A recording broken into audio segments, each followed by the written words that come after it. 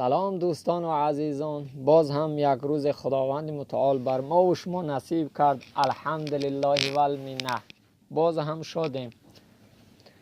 حدیث از جناب رسول الله صلی الله علیه و سلم از معلم بشریت، از پیشوای ما و شما که همچون معلم است، به ما و شما دستور میدهد حدیثی را که هر بنده مؤمن مسلمانی که محبت او را در دل دارد میخواهد از این حدیثایی که رسول الله با او گفته است همچو غمخوار، همچو پدر مهربان قبول کند.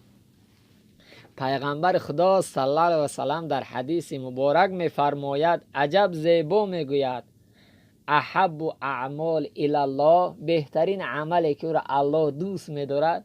از ما یک کار یک نچالک مو یک کلونتر اگر دوست بداره کوشش میکنیم همون را بسیار کنیم، ده همون ما را دوست داره. میگه بهترین عملی که را الله دوست میداره، میگه ادخال و سرور علی المؤمن بعد الادای فرض و واجب. میگه بهترین عملی که را الله دوست میداره و پیامبر مؤمنو دوست میدارن بعد ادا کردن فرایض الله، بعد واجب، این خرسند کردن یک بنده مؤمن است. یک خبر خوش رسوندن به یک بنده مؤمن است. به همین خاطر در هر کجا که باشه همیشه خبر خوش به همه چیکار کنه برسونه، علل خصوص به پدر و مادر، به زن و فرزند، به اکا و دادر، به خواهر و برادر، به هر کسی باشه. المسلم اخو المسلم، میگیم ما مسلمان برادر مسلمانه. به همین خاطر بهتره که اول چیکار کنیم خبر خوش داریم، بعدا وقتی خبر خوش آوردیم دلها را به دست میاریم. دل به دست آر که حج اکبر است، از هزاران کعبه یک دل بهتر است. دل یک کس به دست میاریم. همین خبر خوش هم رسوندن چه خودش صدقه.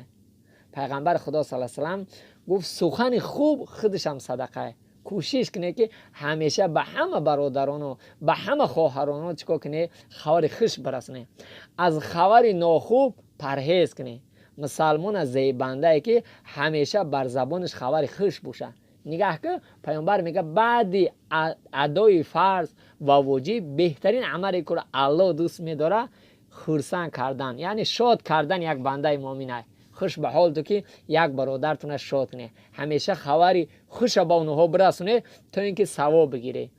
وقتی خبری خوش که رسونده ثواب از جانب الله میگیره و الله شما را که دوست داشت پیامبر شما را دوست میداره، پیامبر که دوست داشت مؤمنا شما را دوست میداره. نگاه که در همه جای قرآن خداوند دلالت میکنه که آدمای محسن، آدمای نیکوکار الله دوست میداره. به این خاطر مسلمان همیشه زبانش گپ خوب باشه. از خبر ناخوبی که نسبت یک برادرتون میشنوه پرهیز کنی. او را نگه که زیرا که برادرتون ناراحت میشه، غمگین میشه. پیغمبر خدا صلی الله علیه و سلم میگه یک چیزی را نمیتونی صدقه کنی زورت نمیرسه، فبی کلمه طیبه، با یک کلمه خوب، با یک سخن خوب یک برادر تا چیکار که شاد و خرسند که. به همین خاطر کوشش کنه که در هر کجا در هر لحظه های زندگی که باشه چیکار کنه خبر خوش به همدیگر برسونه، تا اینکه از این ثوابی که پیامبر خدا صلی الله علیه و سلم پیشوای من شما ما رو وعده کرده است خداوند من شما را موفق بگرداند. و آخر دعوانا ان الحمد لله رب العالمین. خداوند نگهبانتون باشه.